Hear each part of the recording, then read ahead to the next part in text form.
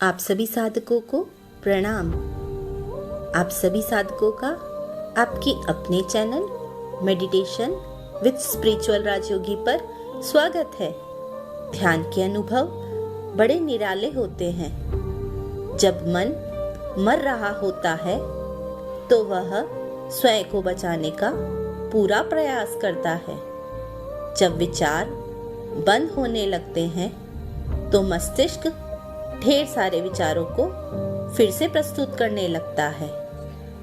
वे साधक जो ध्यान के साथ सतत ईमानदारी से रहते हैं और नियमित रूप से रोजाना सुबह और शाम ध्यान करते हैं, वे मन और मस्तिष्क के बहकावे में नहीं आते हैं।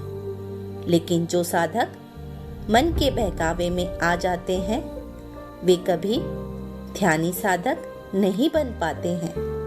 ध्यान साधना में बैठते समय अनुभव की आकांक्षा करना ध्यानी साधक के लिए सर्वथा ही बड़ी बाधा बनता है। ध्यानी साधक को अपनी स्थिति का सूक्ष्म अवलोकन करना चाहिए कि कहीं वह जाने अनजाने यह गलती तो नहीं कर रहा जिसके कारण ध्यान में उसकी प्रगति रुक रही हो। तो आज इस वीडियो के माध्यम से मैं आपकी गुरु बहन आपके सामने एक ऐसी साधिका की गलती का वर्णन इस वीडियो में करूंगी जिसको करने से इस साधिका की ध्यान में प्रगति रुक गई है। कहीं आप साधक भी तो यह गलती नहीं कर रहे जिसके कारण आपकी भी प्रगति रुक गई है। इस बात को जानने के लिए इस वीडियो को अंत तक देखें। हमारे ऑनलाइन बैच में काफी लंबे समय से ध्यान सीख रही एक साधिका ने गुरुदेव को अपनी स्थिति बताई कि वे नियमित रूप से रोजाना ध्यान कर रही हैं। ध्यान में वे प्रगति भी प्राप्त कर रही थी, पर एक सप्ताह से उनकी ध्यान की प्रगति रुक गई है। उन्हें ध्यान में आनंद महसूस नहीं हो रहा है। गुरुदेव ने प्रश्न पूछकर उन साधिका से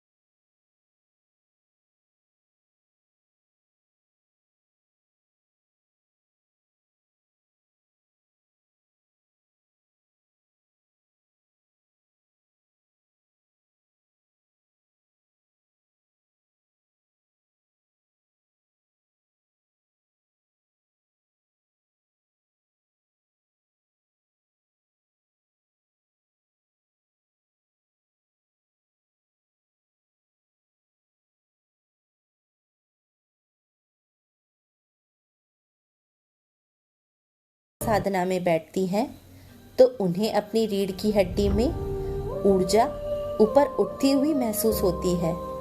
वे सप्ताह भर से ध्यान में बैठ रही हैं, लेकिन उन्हें ये ऊर्जा का बहाव ऊपर उठता हुआ महसूस नहीं हो रहा है। उन साधिका ने सप्ताह के हर दिन इस बात का स्वयं की बैठक में अवलोकन किया। तब उन्हें पता लगा कि उनकी ध्यान की प्रगति रुक गई है। बात बहुत छोटी सी है। एक गुरु अपने शिष्य को भली भांति जानता है। वे अपने शिष्य की छोटी सी भी गलती को उसके सामने रखकर अपने शिष्य की योग्यता में निखार करता है। जब इन साधिका ने अपनी रीढ़ की हड्डी में ऊर्जा के बहाव न होने की बात कही तो गुरु ने जान लिया कि ये साधिका एक प्रबल धारणा लिए बैठी है। उस साधिका की ये प्रबल धारणा है कि अगर उनकी रीढ़ की हड्डी में ऊर्जा प्रवाहित हो रही है तो इनकी ध्यान में प्रगति हो रही है, और ऊर्जा प्रवाहित नहीं हो रही है तो इसका अर्थ है इनकी ध्यान में प्रगति रुक गई है।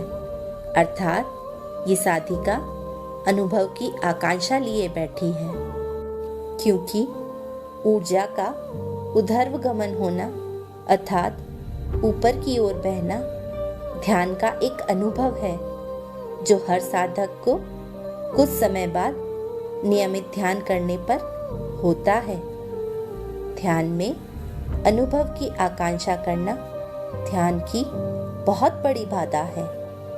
महाअवतार बाबा जी, महात्मा बुद्ध और हमारे राजयोगी जी भी हमेशा साधकों को मध्यम मार्ग पर चलने की सलाह देते हैं, अर्थात मन व शरीर को एक समय बाद अपनी स्थिति में छोड़ना। अर्थात मन में यदि विचार चल रहे हैं तो उन विचारों को दृश्य के रूप में दृष्टा की भांति देखते रहना चाहिए। विचारों में कभी भी हस्तक्षेप कर कर्ता बनने का प्रयास नहीं करना चाहिए व शरीर को भी अपनी स्थिति में छोड़ देना चाहिए।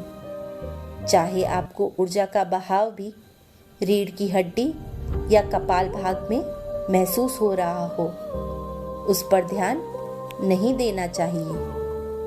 यदि हम ऐसा अभ्यास करेंगे तो एक ना एक दिन हमारे भीतर ध्यान जरूर घटित होने लगेगा और स्वतः ही हमारे ध्यान में प्रगति होने लगेगी।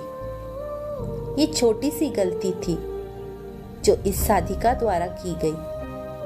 कई बार साधक जाने अनजाने ध्यान में बैठने के बाद अथवा किसी दूसरे ध्यानी साधक से अनुभव सुनकर या स्वयं की धारणा के अनुसार ध्यान साधना में अनुभव की आकांक्षा लिए बैठ जाते हैं। ऐसे साधक अपने द्वारा की गई गलती को न पहचान कर अपने साधना पथ में स्वयं ही अपनी प्रगति में बाधा उत्पन्न कर लेते हैं। अतः एक साधक को कभी भी ध्यान साधना में बैठने के बाद अनुभव की आकांक्षा ना तो करनी चाहिए और ना ही अनुभव प्राप्त होने पर उसको महत्व देना चाहिए, क्योंकि ऐसा करने से ये आपके ध्यान में बाधा उत्पन्न करेंगे और आपकी प्रगति को रोक देंगे।